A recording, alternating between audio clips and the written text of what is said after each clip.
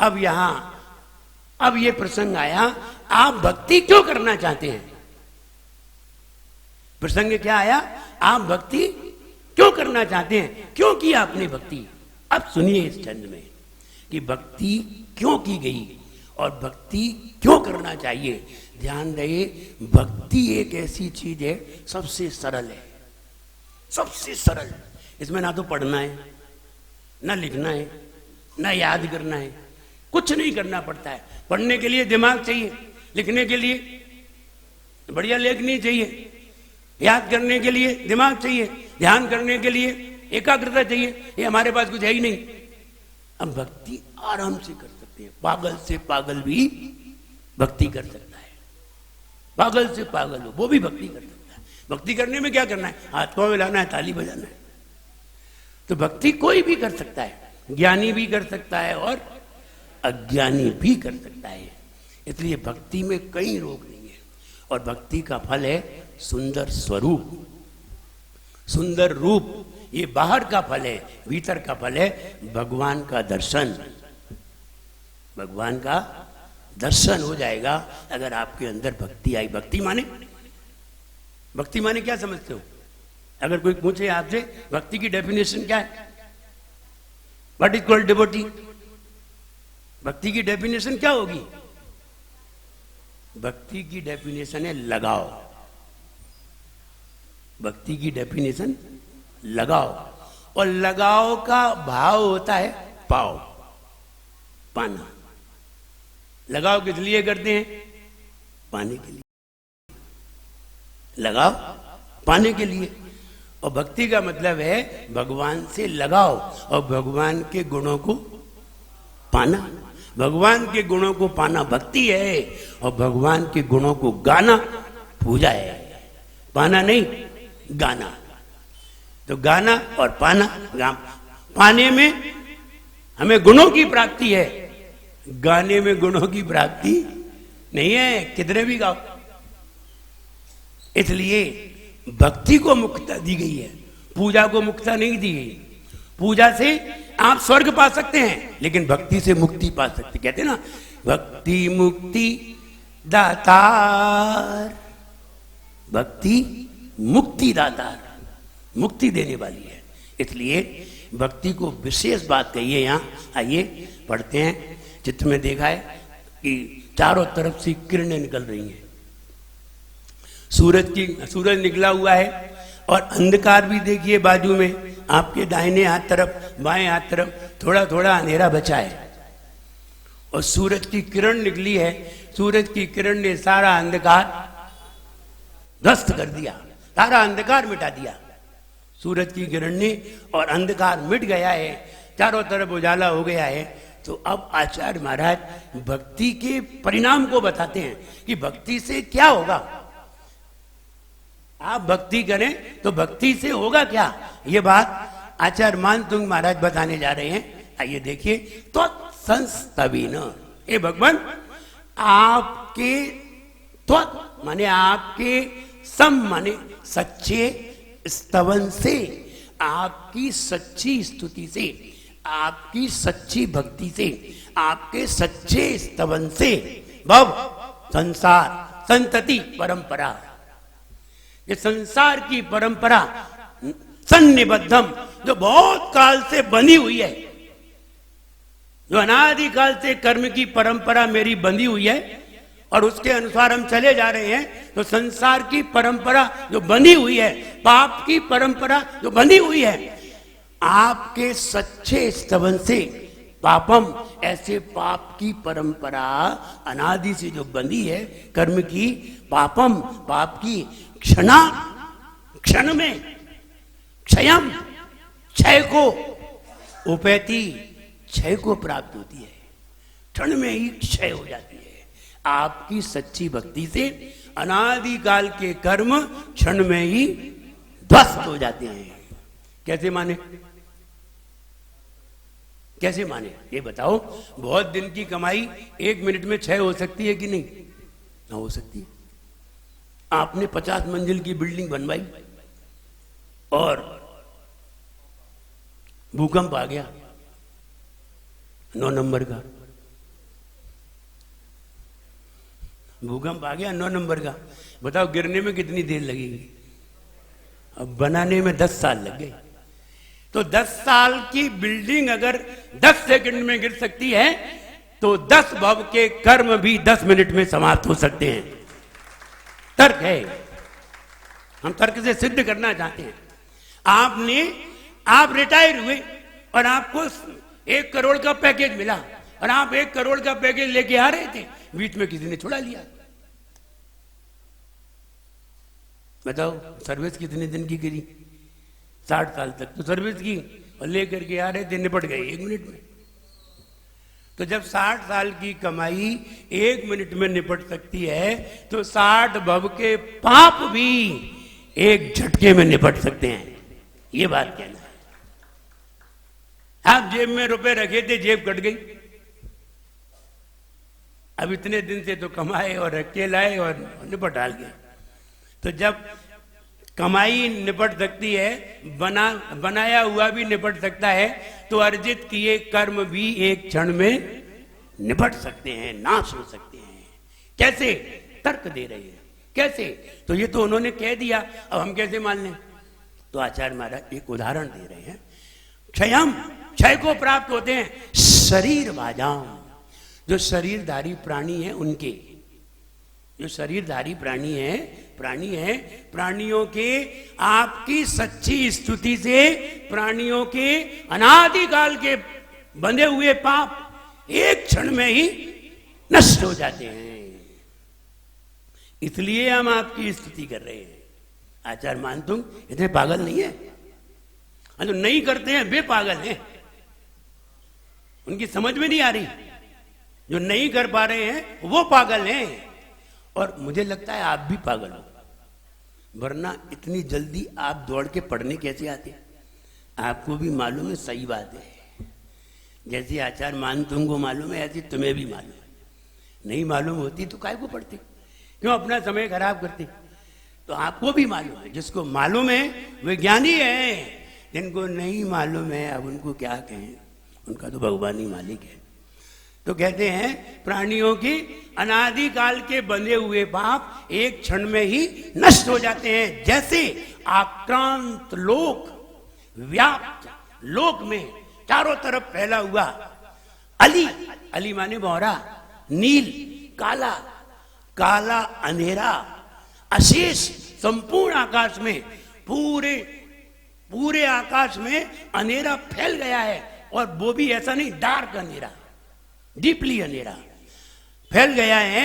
आंसू शीघ्र ही सूर्यांशु, सूर्य की किरण, रात भर का अंधेरा, रात भर जमा रहता है अंधेरा, 12 घंटे तक छाया रहा। अमावस का अंधेरा 12 घंटे तक पूरे उसने अंधेरे में पूरे शहर को आगोश में ले लिया। कितने अंधेरे ने 12 घंटे तक डटा रहा। सूर्यांशु, सूर्य की किरण, भिन्न मिव सारवर, रात्रि के अंधेरे को सूर्य की किरण, अंधकारम, रात्रि का जो अंधकार है पूरे उसमें व्याप्त है, लेकिन सूर्य की एक किरण से अंधेरा ध्वस्त हो जाता है। सूर्य ने 1 सेकंड में निपटा दिया 12 घंटे का अंधेरा। 12 घंटे में तो रात्रि ने फैला पाया, और सूर्य की किरण ने, वो आई नहीं, उसने पहले ही निपटा दिया। वो आई नहीं है अभी, सूर्य की किरण आई नहीं है, उसका तो अभी प्रभाव ही आया है। कहते हैं प्रधानमंत्री तो बाद में आते हैं, बाकी गाड़ी पहले ही आ जाती है, तो पहले ही साफ कर देती है सब। तो ऐसे ही सूर्य की एक किरण ने रात्रि भर का अंधेरा 1 क्षण में मिटा दिया। जैसे सूर्य की किरण रात्रि भर के 12 घंटे के अंधेरे को 1 सेकंड में दूर कर सकती है, तो अनादिकाल के पाप भी आपकी स्तुति से 1 क्षण में ध्वस्त हो सकते हैं। तर्क दिया, और तर्क सही थे, और फिर भी समझ में ना आए तो समझना चाहिए। समझने के लिए कोई बहुत मेहनत की जरूरत नहीं है। आप मंदिर रोज आएंगे, और मंदिर में पूजा करिए, और मंदिर में पूजा करोगे, आनंद लोगे, तो अपने आप ही परिणामों में निर्मलता आएगी। और जैसे ही परिणामों में निर्मलता आती है, हमारे कर्म अपने आप ही ध्वस्त हो जाते हैं। इसलिए बुद्धि की बात चल रही थी, बुद्धि बढ़ाने के तरीके, बुद्धि की भी बात है। अभी जरा इसका अर्थ और बता दें तो हम ये कहना चाहते हैं कि क्षण में ही नष्ट हो जाते हैं। मंदिर जाते हैं, मंदिर में जाकर के अच्छी भावना करते हैं, और अच्छी भावना तभी करते हैं जब हमारे अंदर ज्ञान की उत्पत्ति हो, हमें पता हो हम मंदिर क्यों जा रहे हैं, तब तो हमें परिणामों में निर्मलता प्राप्त होती है। और अगर हमें ये भाव नहीं मालूम है और हम फॉर्मेलिटी अदा करने जा रहे हैं तो ध्यान रहे उसे भी मालूम है कि आप फॉर्मेलिटी करने आए। इसलिए हम कल बुद्धि के बारे में बात बता रहे थे, वो भी थोड़ी समझ लें कि कल हम बता रहे थे हमारी बुद्धि शार्प कैसे होती है। आज तो ये बताया कि आप बीज की तरह हर वस्तु को जाने, हर बात को बीज की तरह जाने। इसमें कौन सा सफिक्स है, कौन सा प्रेफिक्स है, इंक्रीज हुआ है कि नहीं हुआ है, इंक्रीज नहीं हुआ है तो फिर ये वर्ड कैसे बना है, मूल वर्ड का ज्ञान होना चाहिए। अगर ऐसा ज्ञान है तो आपको कहीं भी किसी भी शब्द में बाधा नहीं आएगी और आपका ज्ञान निरंतर बढ़ता हुआ होगा।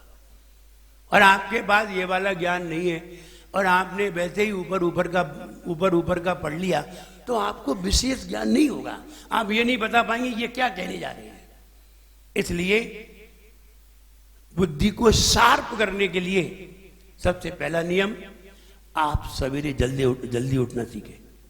अगर आप 4 से 5 के बीच में उठते हैं तो आपकी बुद्धि बहुत शार्प होगी, बहुत बढ़िया होगी। सबसे बढ़िया विद्यार्थी वही होते हैं जो 4 से 5 के बीच में उठे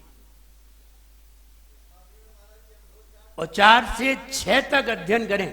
आप 4 बजे उठ गए और बैठ गए ऐसे ही फालतू में झाड़ू लगाने लगे तो इसलिए नहीं उठे थे।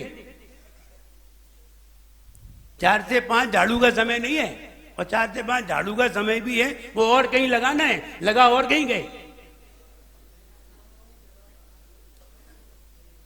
वहां ये कहना था, बैठ अकेला 2 घड़ी मन मंदिर में जाया कर, मन मंदिर में जा कर के झाड़ू रोज लगा। तो लगे कमरे में और फिर कह रहे हम 4 बजे उठते हैं, बुद्धि नहीं बढ़ी। तो इसलिए जो काम करना है वही करिए, जल्दी उठिए। जल्दी उठेंगे आपका ब्रेन शार्प रहेगा, क्योंकि रात भर में ऊर्जा कलेक्ट होती है और कलेक्ट होने के बाद हम जब सवेरे उठते हैं तो अपने आप को ताजा महसूस करते हैं। और रात में सोते हैं तो बड़े थके से होते हैं, क्योंकि दिन भर ऊर्जा हमारी निकलती रहती है, आंख से निकल रही है, मुंह से निकल रही है, ऊर्जा दिन भर निकल रही है। तो निकलती इनकमिंग तो हो नहीं पाती, आउट गोइंग होती रहती है। फिर होता है ये मोबाइल डिस्चार्ज हो जाता है, फिर उसे चार्ज में लगाना पड़ता है। तो व्यक्ति ने मोबाइल चार्ज में लगा दिया और चार्ज में लगा के सो गया। तो उसकी मां ने कहा, पागल तू मोबाइल तुमने चार्ज में लगा दिया, बैटरी फूल जाएगी। बोले मैं इतना पागल थोड़ी हूं, बैटरी निकाल के लगाया है, तो मुझे पागल समझते हो।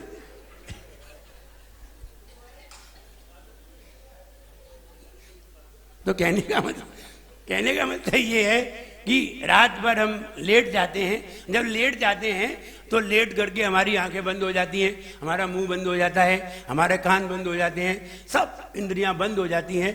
तो इंद्रियां बंद होने के कारण ऊर्जा निकलना बंद हो जाती है, ऊर्जा रिजर्व होती जाती है। और जैसे ही सोते हैं ऊर्जा सब रिजर्व हो रही है, सवेरे उठते हैं फिर फुर्ती आ जाती है और दिन भर ऊर्जा वेस्ट होती है, निकलती जाती है, थक जाते हैं।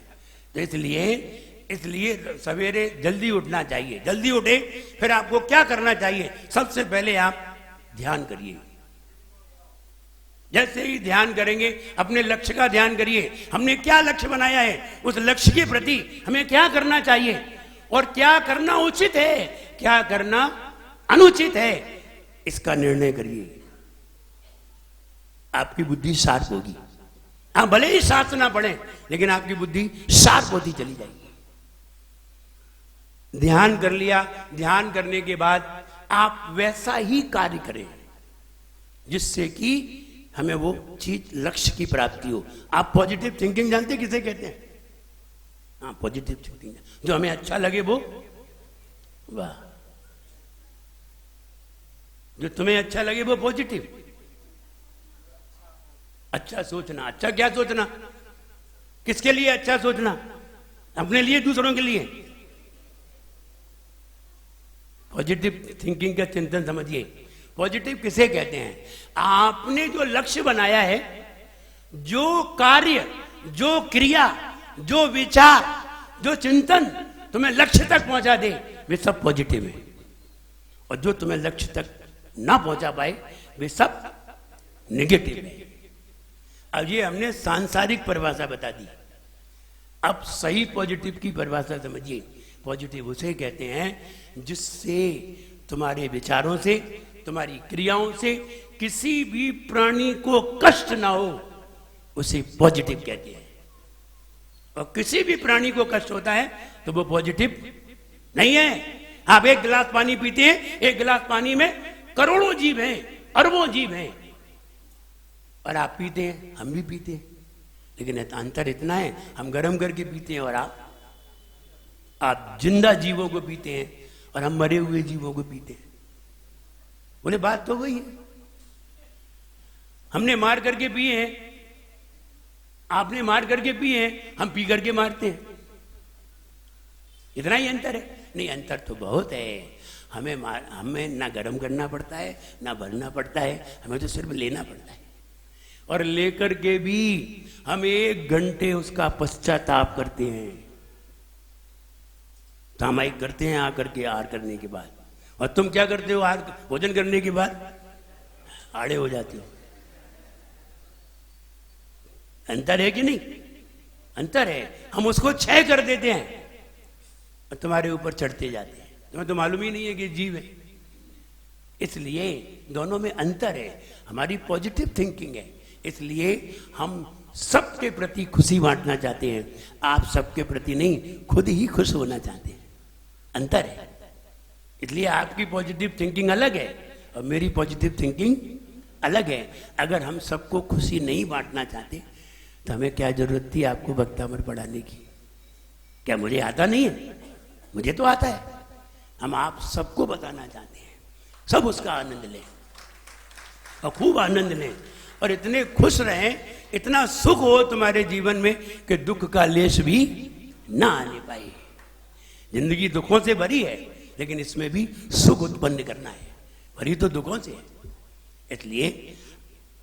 इसलिए हमारा यह कहना है कि ध्यान करें। ध्यान करने के बाद लक्ष्य का ध्यान करते हुए सही क्रिया करें, शुद्ध भोजन करें। देखिए, कुछ चीजें ऐसी हैं जो आपके अंदर नेगेटिविटी पैदा करती हैं। जैसे कि आप मादक चीजें खाते हैं, प्याज, लहसुन, आलू तो जीव है बहुत, प्याज, लहसुन ये मादक है। इनको खाओगे तुम्हें क्रोध आएगा, लड़ाई झगड़े होंगे। तो ये मादक है, इसलिए नहीं लेते। भले ही इसमें जीव नहीं है, लेकिन फिर भी नहीं लेंगे क्योंकि मादक है। ऐसे ही फास्ट फूड, ड्रिंकिंग, स्मोकिंग अथवा अन्य कोई नशीली वस्तु अगर आप ग्रहण करते हैं तो आप कभी भी पॉजिटिव थिंकिंग में नहीं आ सकते, कितना भी कुछ भी कर लें आप। इसलिए इनसे दूर होइए, बढ़िया भोजन करिए, शुद्ध भोजन करिए। बादाम खाइए, अखरोट खाइए और ध्यान रहे, बादाम खाने से अकल नहीं आती।